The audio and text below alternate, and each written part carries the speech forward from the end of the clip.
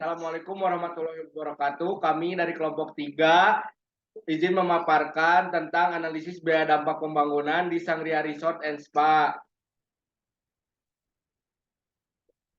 Izin memperkenalkan, kami beranggotakan 5 orang. Saya sendiri Fauzi Muhammad Fadila, ada Siva Kanita Zahra, ada Putri Dewi Talesmana, ada Fatma Darin, ada Fadila Halidah Burhanuddin.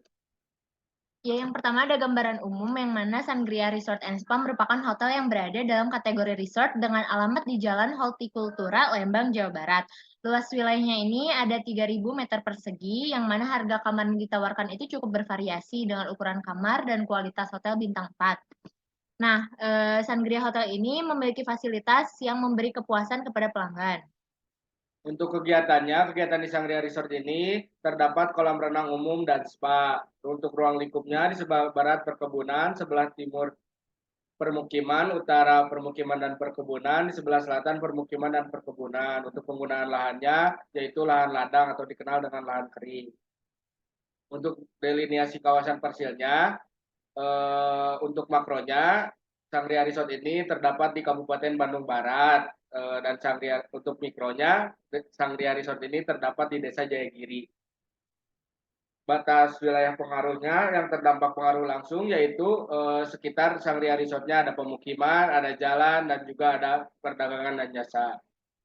Kemudian untuk prosedur ini, Sangria Resort menggunakan prosedur umum di mana status pemilikannya itu swasta dan memiliki fungsi sebagai pelayan umum berbayar proyek. Identifikasi terhadap wilayah pengaruh itu, yang pertama pengaruh terhadap pemerintah meningkatkan kebutuhan sarana untuk menunjang kegiatan wisata di wilayah studi, yaitu berupa resort dan spa. Untuk pengaruh terhadap masyarakat dapat menikmati fasilitas terdapat di resort tersebut. Untuk penentuan objek itu ada kebutuhan air bersih, kebutuhan biaya listrik, penerangan jalan, kesampahan drainase, dan kebutuhan angkut. Kemudian untuk metode analisis yang kita gunakan yaitu ada service standard method, yang dimana metode ini digunakan dalam analisis ini yaitu dengan alasan Sangria Resort dan Spa masuk ke dalam non-residensial yang penduduknya lebih dari 10.000 jiwa. Untuk deskripsi kegiatan eksternal kawasan, ada tempat wisata, rumah makan, hotel dan villa, permukiman, supermarket, peribadatan, SPBU, dan pasar.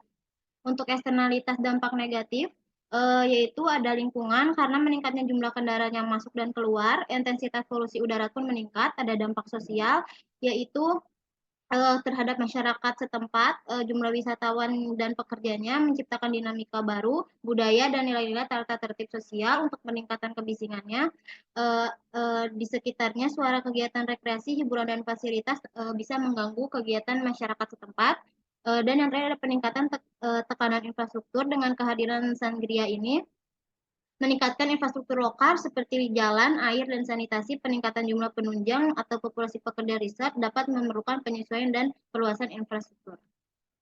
Dilanjut eksternalitas positifnya, ada ekonomi, lalu ada meningkatkan sarana pelayanan umum dan city branding. Untuk ekonomi ini, adanya Sangria Resort terhadap perekonomian sekitar itu, semakin banyak orang yang menginap di Sangria Resort ini dapat meningkatkan perekonomian sekitar seperti restoran, supermarket, mendapat pelanggan Sangria Resort. Terus untuk meningkatkan sarana pelayanan umumnya, adanya banyak orang yang dari luar kota berdatangan ke Sangria Resort ini, pemerintah jadi lebih cenderung memperhatikan sarana pelayanan umum yang terdapat di sekitar resort. Lalu untuk city brandingnya ini, keberadaan Sangria Resort salah satu identitas unik dan positif untuk kota tersebut, baik dalam hal daya tarik pariwisata, infrastruktur ekonomi, atau meningkatkan kebanggaan warga. Untuk eksternalitasnya sumber daya milik bersama ada 4, yaitu ada jalan sekitar kawasan, alam sekitar kawasan, air bersih, dan udara bersihnya. Terus untuk jalan sekitar kawasan Sangria Resort yaitu di mana terdapat jalan raya dan jalan lingkungan, yang di mana jalan tersebut dapat diakses bagi siapapun yang melewati jalan tersebut. Lalu kalau untuk alam di sekitar kawasan Sangria ini meningkatkan nilai jual resort yang besar dengan seperti adanya kolam renang infinity dengan pemandangan menghadap ke alam, dan hal ini dapat meningkatkan daya tarik dan nilai jual. Lalu ada air bersih. Dengan adanya air bersih dapat menjadi pemasukan bagi Sangria Resort karena agar terhindar dari risiko penyakit kulit dan sanitasi yang baik. Dan yang terakhir ada udara bersih, yaitu udara yang sejuk ini di sekitar resort menciptakan lingkungan yang menyenangkan dan nyaman bagi pengunjung, yaitu meningkatkan pengalaman liburan yang membuat pengunjung merasa segar dan mengurangi risiko terpapar polusi udara. Kemudian ada analisis perubahan barang dan jasa umum. Pertama, elemen pembiayaan pembangunan ini ada yang sekali, yaitu ada izin mendirikan bangunan, pajak pembelian lahan, dan izin usaha. Kemudian untuk berulang itu ada retribusi sampah, retribusi air bersih, pajak bumi bangunan, dan retribusi listrik. Kemudian untuk perkiraan penerimaan pemerintah itu total dari Sanggar Riset itu terdapat 64.347.760. Untuk analisis perkiraan pengeluaran pembangunan daerah, yaitu ada total dengan 64.347.760. Nah, di sini ada analisis selisih pendapatan pengeluaran yang mana penerimaan ada 64.347.760 perak, lalu pengeluarannya ada 14.890.453 perak. Jadi selisihnya itu ada 49.457.307 perak. Untuk analisis cost benefit-nya berdasarkan yang NPV tabel pertama ini, berdasarkan NPV 10% yang didapatkan senilai 218.514.460 perak dengan rasio B per C-nya senilai 2,84 yang berarti adanya keuntungan melebihi margin proyek. Untuk tabel yang kedua yang NPV ini NPV 20% berdasarkan ini NPV dapat senilai 218.514.461 perak dengan rasio B per C-nya senilai 2,84 yang berarti 2,96 yang artinya keuntungan melebihi margin proyek.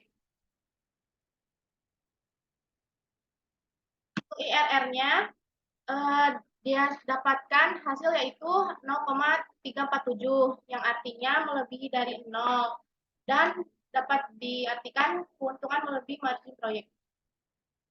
Untuk rekomendasinya, yang pertama ada pelebaran jalan akses masuk ke dalam Sangria Resort. Yang kedua ada karena dekat dengan permukiman, mungkin lebih diperhatikan lagi untuk masyarakat sekitar yang terdampak, misalkan terganggu dengan adanya kegiatan yang ada di Sangria Resort. Sekian dan terima kasih. Wassalamualaikum warahmatullahi wabarakatuh.